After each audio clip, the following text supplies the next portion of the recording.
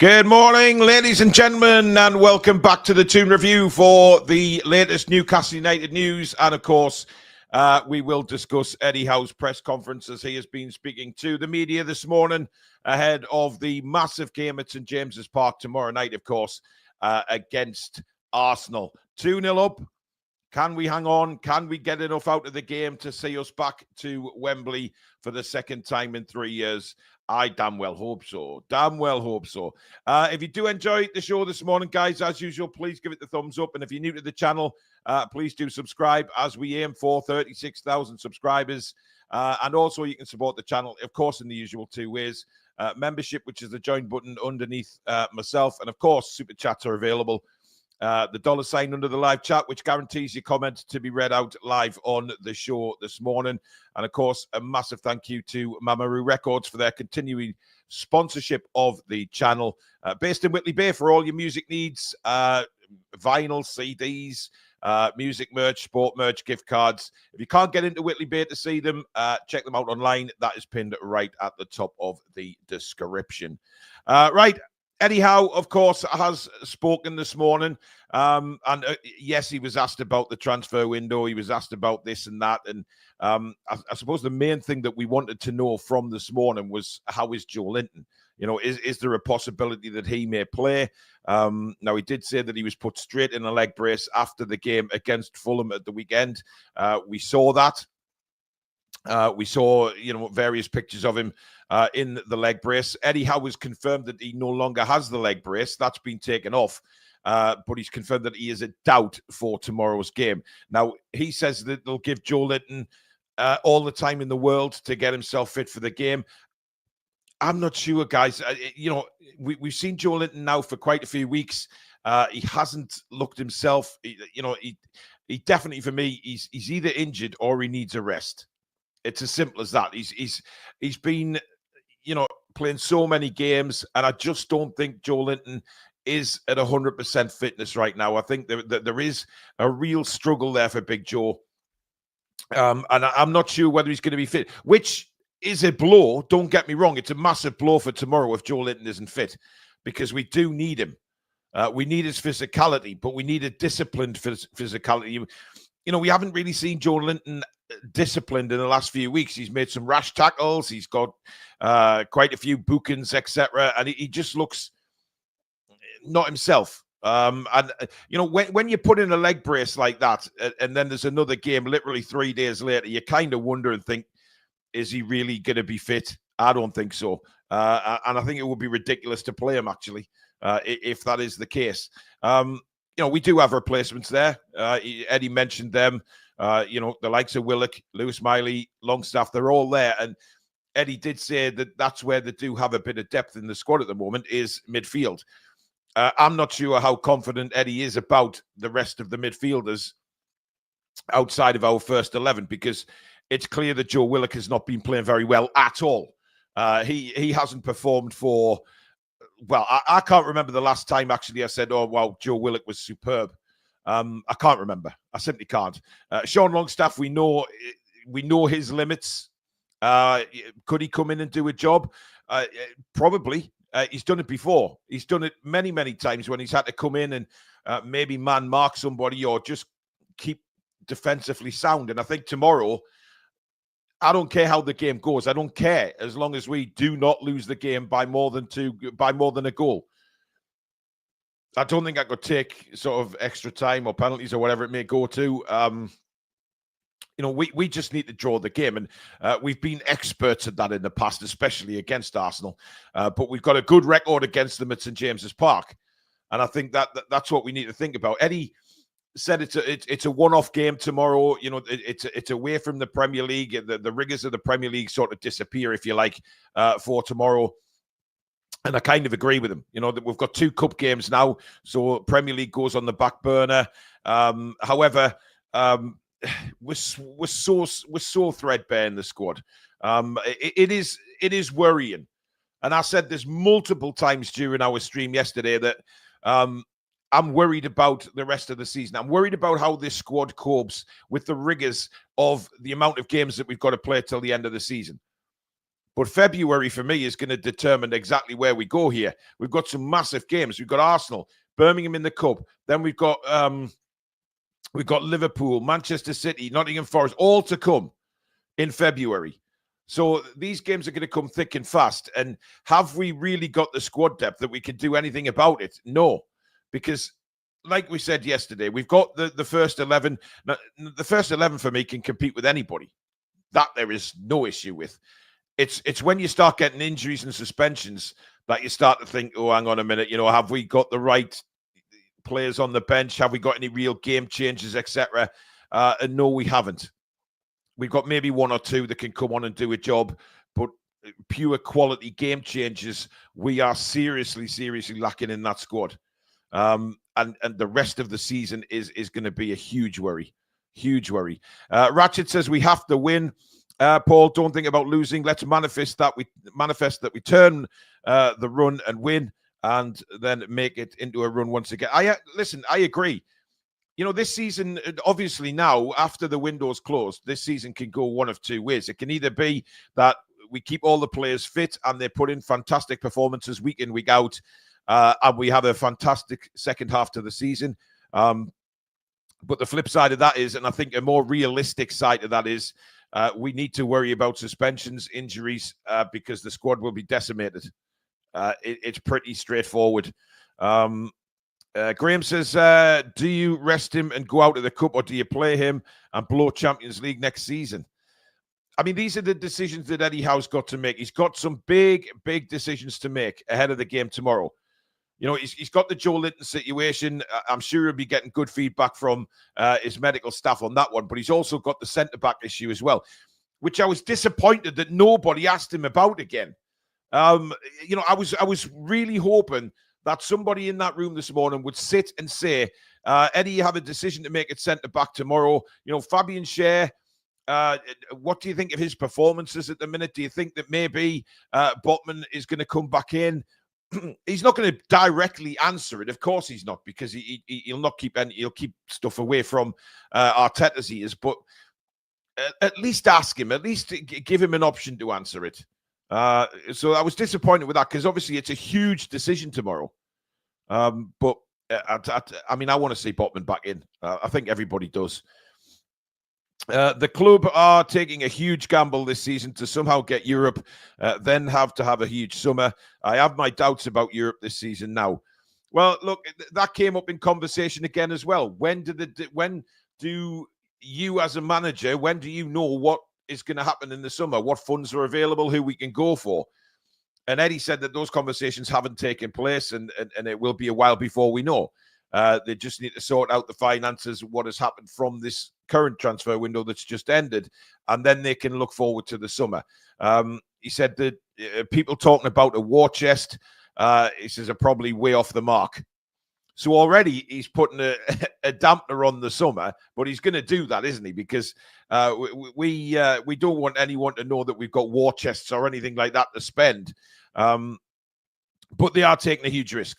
It is a massive risk going into the second half of the season with the squad we have. If we don't get Europe, there's the issue of, will players want to play for Newcastle United? Will players that are already at Newcastle United want to stay, despite us stalling again on trying to reach the Champions League?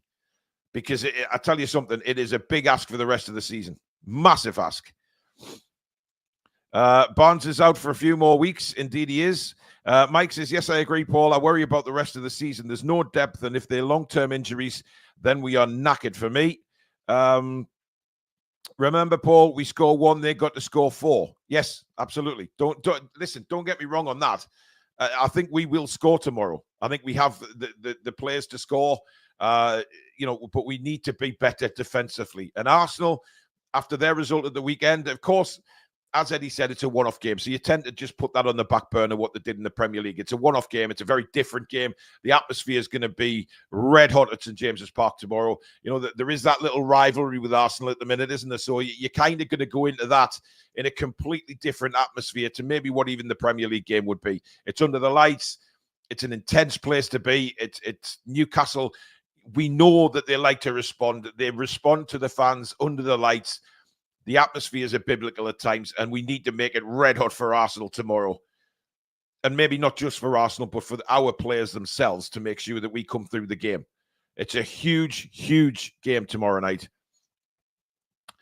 Start with the strongest in attack mode, and if all goes wrong, then have someone to bring on, able to change the game is the only way.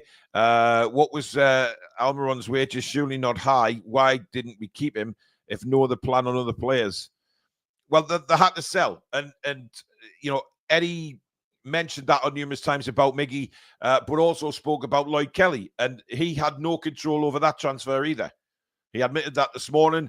That was basically for PSR again. So the manager had no control over the outgoings. I think Eddie, to be honest, is disappointed that he lost Lloyd Kelly, because he brought him in. He worked with him at Bournemouth. He knew how good the player was. Whether we thought he was good enough or not really doesn't matter, because it's all down to how Eddie Howe feels. And I'm sure that Eddie Howe isn't happy that we had to lose Lloyd Kelly, but he does understand the PSR situation. And that we probably are very much looking forward to the summer. But you know what? We said this on the show last night. It's all about attracting players, isn't it? You know, if we're not in Europe, it is going to be harder to get players in. I know Alex stated a point of selling the club and things like that, and he's correct about that. You know, we need to go into the summer as a big club and, you know, go in there and, you know, tell these players or potential players what a football club this is to play for, where the ambitions are going to lie, where we are heading as a process.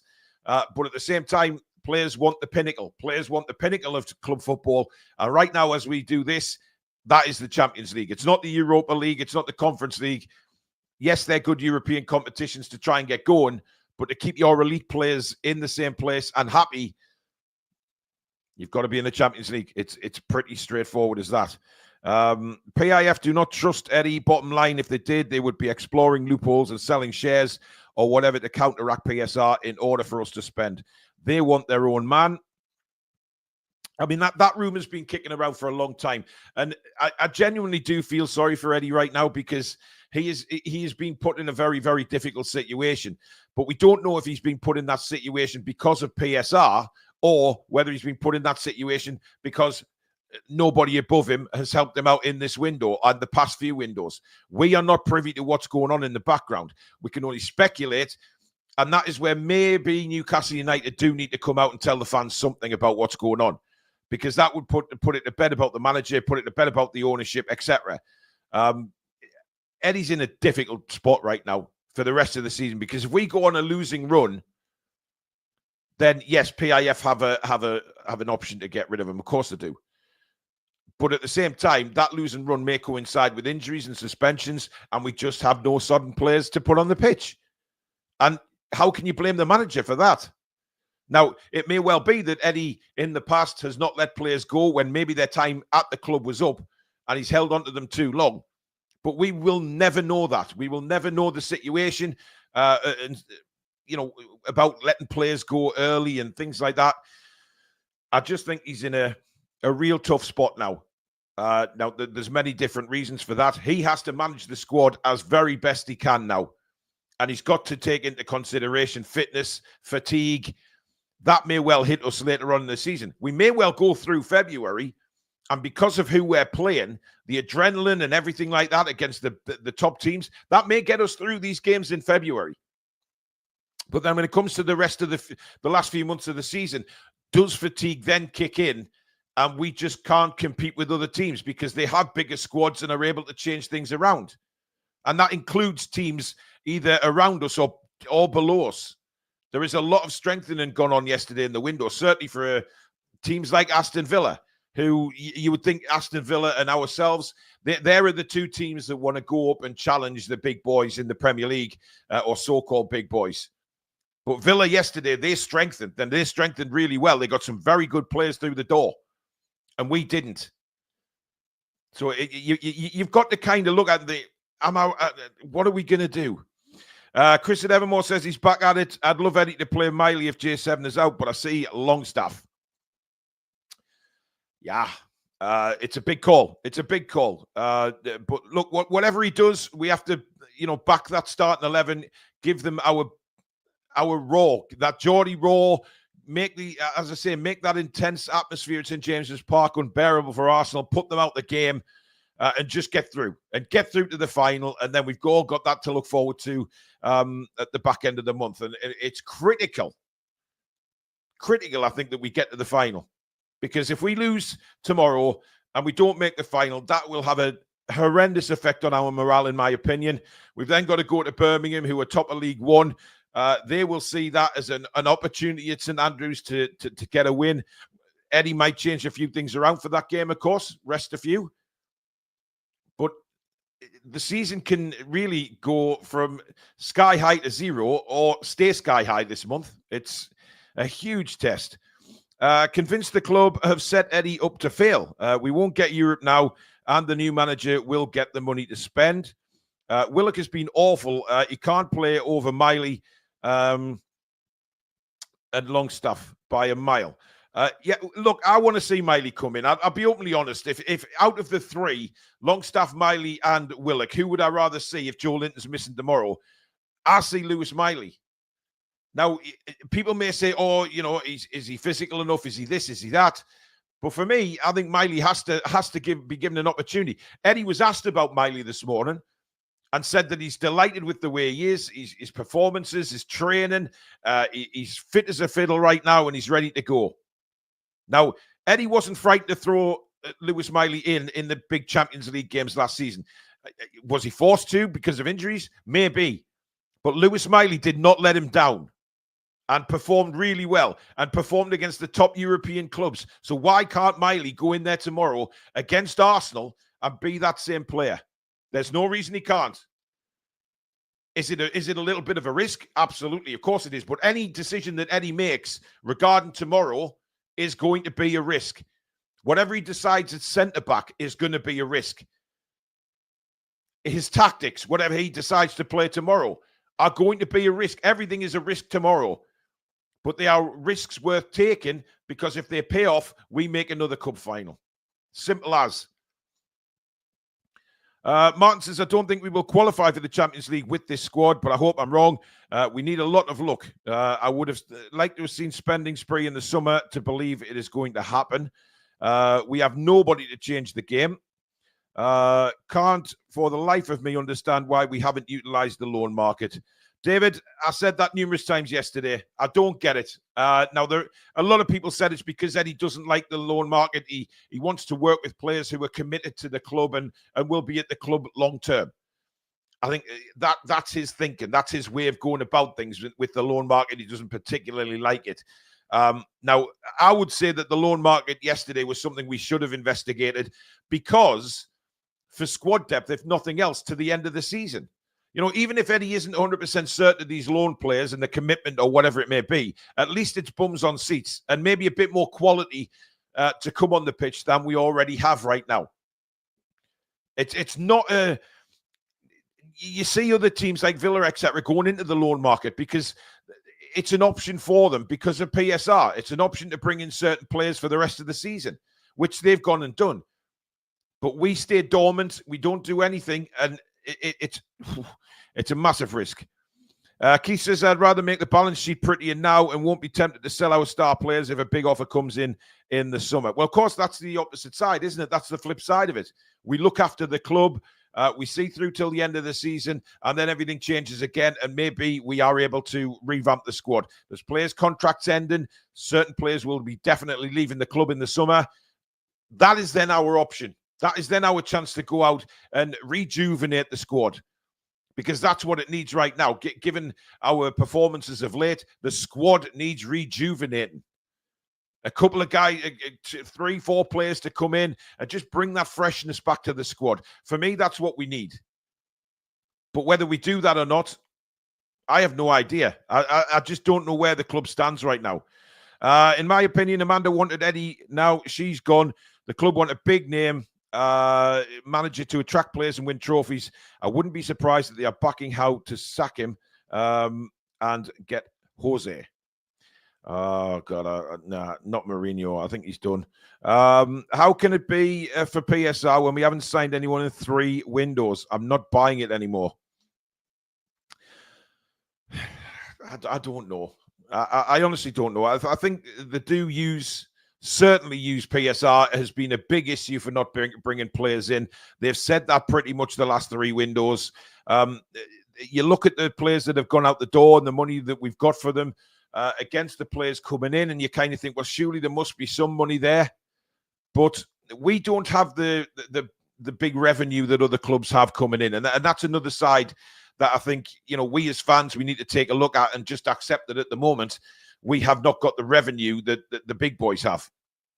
And that's why I think a lot of people are crying out for a new stadium, a new infrastructure around that stadium that will bring nothing but pure profit to Newcastle United. And if we do that, then we will match the big boys. We'll be able to go into the spending and bring in the big players because we will be bringing in the revenue to match the spending. And that's how it is at the minute. I did it on a show a few weeks ago. I think it was before Christmas, actually, when they released certain figures from each club. And you looked at the revenue generated on match days and certain things like that. We're nowhere near what the big boys are. We're a long way behind right now. So the new stadium, etc., is something that I really, I really want. But when you look at Aston Villa, they traded, didn't they? They did some different deals, going from selling a few players for big money and then bringing players in. So Villa, for me, have done a really good job, and I think that will be the difference this season. And I hate to say that because I really want Champions League back. Everybody does. Every Newcastle United fan wants the Champions League back. But whether we get it or not, I think we're a long way off at the minute. I'm so pissed off with our board. Surely they should be finding ways to recruit and keep the books in order. What do they expect from the team if they don't get new recruits? It's bullshit. LG says Champions League will hurt us as we have zero depth and we can't do both. Yvonne, whether we like it or not, we had to sell because some are gone for zilch at the end of the season. Those not being played was sacrificed for the next big push. Yeah, but there is worry out there as to when this next big push will be, because who the hell knows right now? Where we said that maybe this winter transfer window just gone was going to be where we brought some players in to refocus and recharge the batteries. Not happened. It didn't happen in the summer, and now we're talking about next summer again. It keeps on. It's just one step, isn't it? It keeps saying, "Oh, let's just wait and see the summer, etc." But you know what? Everybody's under handcuffs at Newcastle United right now for buying players. It's the loan situation that I don't quite understand. I think in general, I probably would have asked Eddie about that if I was sitting in the press conference. Did Newcastle not look at maybe loan options and then see what Eddie had to say about that? But is it his decision? I don't know. I really don't know. I don't know. We will never, ever be privy to whatever conversations went on between Eddie and Paul Mitchell, or who Eddie wanted to keep, who Eddie wanted to bring in. It's all kept under wraps. We can read journalists' reports and say that, look at how many players that Newcastle United were linked with in the window. Hundreds of players, as usual, and not one of them has come to fruition. So you wonder where these names actually come from. And it's, sometimes you just have to accept it, really. I know it's sad that we have to do that, but sometimes we do. Look, Eddie doesn't like loans, right? We know he doesn't.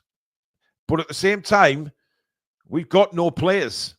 We've got a threadbare squad. It makes no sense to me why we couldn't have gone down that route. It just does not make sense.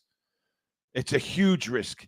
But we'll see what happens. Now, Eddie did speak about the defeat to Fulham as well, and he said it's time to put that game away. Focus now on the future. We have a massive game and massive incentive. We learned our lessons, and we know we can do better. But we are now focused on this next one. I agree with putting the Fulham game to bed, but when he says we've learned lessons, I'm not sure. Did we learn lessons? Because the Wolves home game, the Bournemouth home game, have we learned lessons? That's the question. I hope so. Look, if you ask me, am I confident for tomorrow night? Do I think we'll get through? Yes, I do. Because I think it's a completely different game. It's a one-off, red-hot atmosphere. Everybody is giving us the big one when they come on the pitch tomorrow. The tails will be up. The motivation will be there. I hope that every player goes on that pitch now on Wednesday night just wanting to have that desire to get back to Wembley. And if we do that, I don't see Arsenal getting back in the game. I truly don't. But if the Newcastle United of Bournemouth and Fulham turns up, it will be a difficult game. But I think everything that's gone on with Arsenal in the past, in the recent past anyway, I think Eddie will use that in the dressing room. He said, right, look what Martinelli came out and said. Arsenal are coming up here to try and score 3, 4, 5 goals. Look what Arteta said previously about the way we play the game. Look what he said here, there, and everywhere. You know, use it as an incentive to really give these players a kick up the backside and say, right, we are not losing this on any level. We are going to Wembley. And I just hope that's the attitude that they go out with on Wednesday night. Now, against Arsenal, he says, my message is we are at the halfway point in the tie. Against any opposition, the game is still very much alive. We have to approach the game in a really positive and aggressive way, try and be ourselves. There will be no deviation from that. We are in a good position and need to make the most of every opportunity. So every opportunity means putting the ball in the back of the net when we do get an opportunity to do it, or clear the ball properly when we do have an opportunity to do it. That's why I think his decision at centre-back tomorrow is absolutely massive, because the way we cleared the ball away on Saturday was nothing short of a shambles. Every ball that came across and we got a header to it, they were powder puff headers that just dropped back on the edge of the box. And the Fulham players were just sitting waiting for the ball on the edge of the box. We can't do that against Arsenal. We know the quality that will be sitting on the edge of the box for Arsenal should we fail to clear the ball. You know, if you're going to clear the ball, you put your head through it, you put your foot through it, and you make sure that it clears the area. It clears every danger zone possible. So I hope that's what Eddie means by, you know, making sure that we just do everything properly. Not switch off for those brief seconds that we have in the league, and we've conceded really sloppy, silly goals. Tomorrow, that can't happen because we're really taking a step up in opposition again with Arsenal, who've just come off the back of giving Manchester City an absolute hiding. So they'll feel like they can score against anybody now and score plenty, which is why I want Botman back in as a brick wall. Eddie's decision for who the other centre-back is, that Botman has to play for me. He simply has to. Because Fabian Schär, I mean, look, the clearances he made the other day, I mean, half the time belting the ball up the field to nobody. You give Arsenal the ball back, you're going to get punished. And then the headers from clearances, just not enough on them. You get punished. Really, really tough game. Now, Callum Wilson. Yes, Callum Wilson. There is a chance, said Eddie. We have another training session to get through, so we will see. Let's go through training before we make a decision. You see, this is the thing about Callum Wilson. When you hear Eddie Howe saying that about Callum, you instantly think, where is Eddie's confidence in Callum here? Because, you know, if there was a chance of him playing and he's then gone from, you know, there is a chance, but we've got another training session. It's like he doesn't trust him to get through each individual training session. There's a possibility Callum breaks down in this session. So we don't know yet. We'll see if he gets through this training session, then he'll be in the squad. It's madness. And that's the impression I get when he said that this morning. I thought, oh, he's really not confident of Callum Wilson staying fit at all here. He's crapping himself. But listen, it will be nice if Wilson is fit and back on the bench, because that will certainly give us an option should we need him later on in the game. If we are struggling or we need to see the game out, we need somebody to hold it up, Callum's your man. Get him on for the last 10, 15 minutes to see the game out. Absolutely. But I just don't think the faith is there in Eddie to get through any training sessions right now. It's it makes me laugh, but it's not a laughable matter, because we know what Callum can do when he's fit. And listen, I remember the end of the season game. I think we beat Arsenal 2-0. And I think that was the season, actually, the first season that we had Eddie. And we beat them 2-0. That was when Arteta went mad in the dressing room. It was on their Amazon documentary thing. Callum Wilson ran those two centre-backs of Arsenal absolutely ragged in that game. Ragged. And that's the thing about Callum Wilson. When he's fit and he's on it, he will give centre-backs a real physical challenge. And Isak doesn't give you that. Isak's not as physical as Callum Wilson is. That's just fact. Isak's got an amazing plethora of skills, if you like. But Wilson will rough the centre-backs up. And if it's getting late in the game, if it's getting really late in the game, then there you put Callum Wilson in and really rough the defenders up. Because that's what he does best. And he knows where the back of the net is. The game is going to be huge tomorrow. There's no doubt about that. Everybody's on tenterhooks because of the way we've been playing. The last 4 games, we ain't been that good. Yes, we beat Southampton, but we didn't really have to step up the top gear for that. Fulham and Bournemouth were just disasters. Wolves, we didn't play well. We could have conceded plenty goals. We didn't. We got through that one, fair enough. But the signs have been there. But I think tomorrow is an opportunity now to put that all behind us and start thinking about Wembley. Because we know how good that atmosphere is going to be in that stadium tomorrow. It's going to be jumping. Absolutely jumping. And me as a fan, I can't wait for it. I can't wait. I'm nervous, but I'm bloody excited as well. Because we may well have another appearance at Wembley. And that is 2 finals in 3 years. You cannot take that away from Eddie and the players. 2 finals in 3 years is a brilliant achievement.